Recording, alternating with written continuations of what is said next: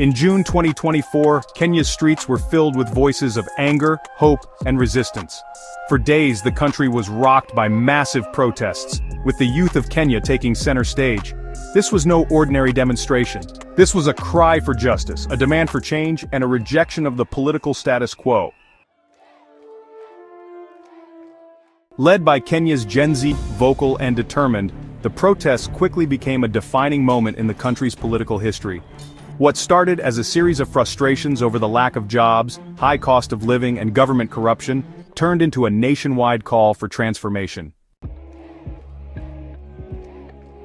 For years, the youth of Kenya have been sidelined by a government that promised change but failed to deliver. Unemployment rates for young people have soared, inflation has crippled families, and the dream of economic prosperity remains just that: a dream. In the heart of Nairobi and across the country, Gen Z began to question, why are they being left behind? From social media movements to street protests, the youth demanded answers. They had seen enough.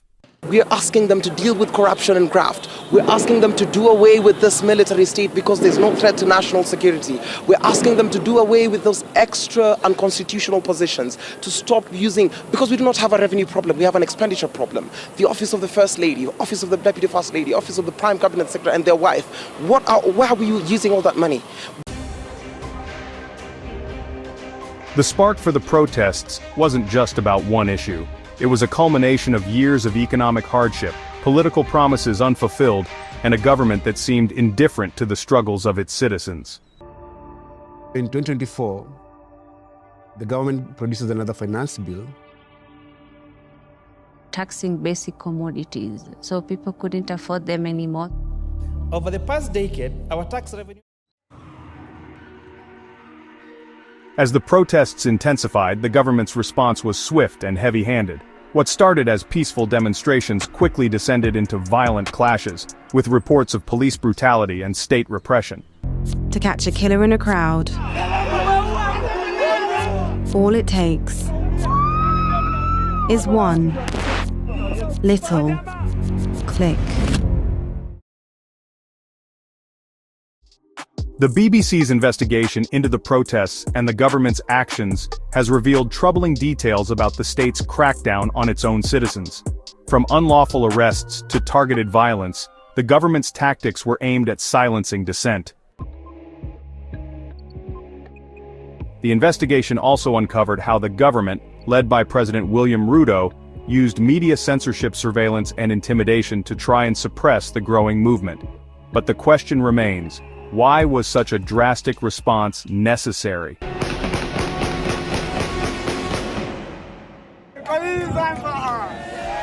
At least 3 young men were killed at Kenya's parliament: David Chege, Erickson Mutisia, and Eric Shieni. What did the government fear from a generation that simply wanted change? And why were young Kenyans seen as a threat to the system?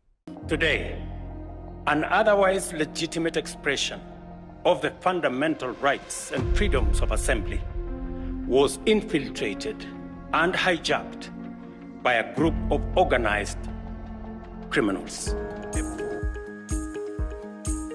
For Gen Z, this wasn't just a political fight, it was a fight for their future.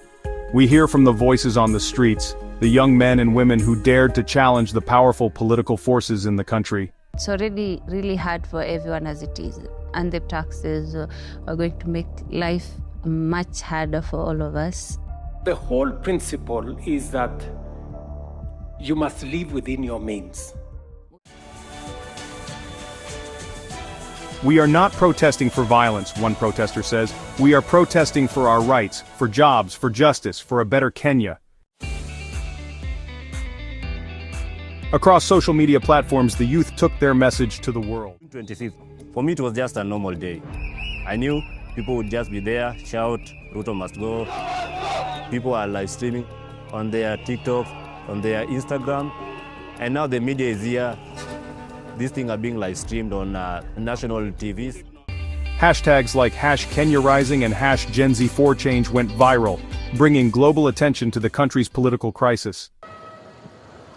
Well, the protests today are not as big as they were 2 days ago, but they are still no less intense where they are happening. Now, this street here, we've seen running skirmishes, running clashes between protesters and police for the last.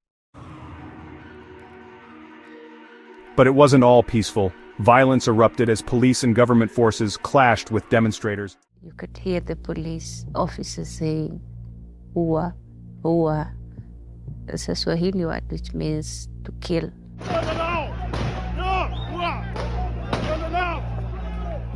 Yet through it all, Gen Z remained resolute. Their message was clear: we will not be silenced. Mr. Speaker, sir, I'm here to address you. You must go. Ruto must go. The last MPs who were just in that chamber evacuate. In the digital age, the youth of Kenya turned to social media to amplify their voices. Facebook, Twitter, and TikTok became their battlegrounds, where they could organize protests, share stories, and bring international attention to their cause.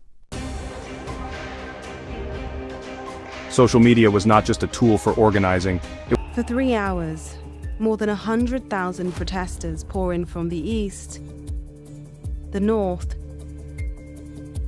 and the west. They unite and push towards their target, Parliament. It was a weapon, a platform for young Kenyans to challenge the narrative set by the government and bring the world's eyes to the streets of Nairobi, Kisumu, and beyond. With hashtags trending and millions of views, the protests transcended borders as global audiences rallied behind Kenya's Gen Z, calling for justice and an end to government repression. As the protests continued and the government's crackdown grew more violent, the international community began to take notice. Human rights organizations condemned the government's response, calling for an end to police brutality and for the protection of peaceful protesters. The BBC's investigation played a key role in exposing the severity of the government's actions. International media outlets, activists, and governments pressured President Ruto to address the demands of the people and ensure that human rights were respected. I run a government, but I also lead people. And the people have spoken. I concede. And therefore, I will not sign the 2024 finance bill.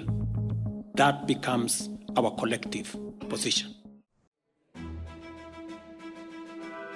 But while international pressure mounted, the real question remained. Would President Ruto's government be forced to make concessions, or would the crackdown continue?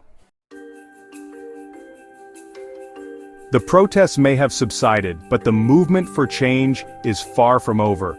Gen Z has shown the world that they will not be passive spectators in their country's future. They are demanding accountability, justice, and the reforms that Kenya desperately needs.